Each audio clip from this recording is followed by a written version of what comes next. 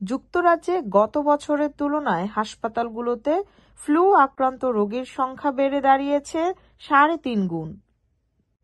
শুক্রবার BBC radio হেরফোর্ড এবং ওয়ারচেস্টারের সাথে কথা বলতে গিয়ে ডাক্তার অল্টন বলেন, ওয়ারচেস্টারশায়ার হাসপাতালগুলোতে জরুরি বিভাগ এবং রোগীদের শয্যা সংখ্যার উপর চাপ তৈরি হচ্ছে। একই ট্রাস্টের রেডিচের আলেকজান্ডার হাসপাতাল, ওয়ারচেস্টারশায়ার রয়্যাল হাসপাতাল এবং কিডারমিনিস্টার হাসপাতাল এবং চিকিৎসা কেন্দ্রগুলো যেখানে এমন অবস্থা লক্ষ্য করা যাচ্ছে। ডাক্তার ওয়ালটন বলেন, আমরা এখন অনেক ব্যস্ত। সকলেই জানি শীতকাল সর্বদা এনএইচএস এর জন্য ব্যস্ত সময়, কিন্তু এই শীতকাল ইতিমধ্যে আমাদের মুখোমুখি হতে হয়েছে কঠিন সময়গুলোর মধ্যে একটি।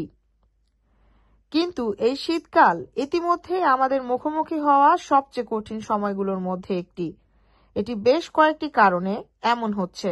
আমরা ওয়ারচেস্টারশায়ার জুড়ে ফ্লু আক্রান্তের সংখ্যা বৃদ্ধি দেখতে পাচ্ছি। এদিকে সাধারণত শীতকালে গুরুতর অসুস্থ রোগীর সংখ্যা বেড়ে যায়। রাষ্ট্রের ব্যবস্থাপনা পরিচালক স্টিফেন কলম্যান বলেন, আমাদের হাসপাতালে বর্তমানে 100 জনেরও বেশি ফ্লু রোগী রয়েছে। আমাদের রোগীদের, দর্শনার্থীদের এবং কর্মীদের সুরক্ষার জন্য আমরা আমাদের সমস্ত ক্লিনিক্যাল এলাকা, রেস্তোরাঁ, পাবলিক এলাকা সহ সব জায়গায় মাস্ক পরা বাধ্যতামূলক করেছি।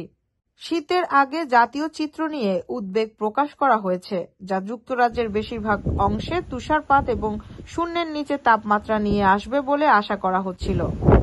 বিবিসি রেডিও 4-এর ট্যুরে অনুষ্ঠানে বক্তব্য রাখতে গিয়ে রয়্যাল কলেজ অফ ইমার্জেন্সি মেডিসিনের প্রধান ডাক্তার অ্যাড্রিয়ান বলেন, জাতীয় চিত্র অগ্রহণযোগ্যভাবে ভয়াবহ রূপ নিয়েছে।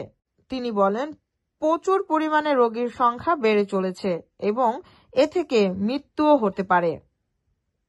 শীতের আগে জাতীয় চিত্র নিয়ে উদ্বেগ প্রকাশ করা হয়েছে, যা যুক্তরাজ্যের বেশিরভাগ অংশে তুষারপাত এবং শূন্যের নিচে তাপমাত্রা নিয়ে আসবে বলে আশা করা হচ্ছিল। বিবিসি রেডিও 4-এর ট্যুরে অনুষ্ঠানে বক্তব্য রাখতে গিয়ে রয়্যাল কলেজ অফ ইমার্জেন্সি মেডিসিনের প্রধান ডাক্তার অ্যাড্রিয়ান বলেন, জাতীয় চিত্র অগ্রহণযোগ্যভাবে ভয়াবহ রূপ নিয়েছে। তিনি বলেন, প্রচুর পরিমাণে রোগীর সংখ্যা বেড়ে চলেছে এবং এ থেকে মৃত্যুও হতে পারে।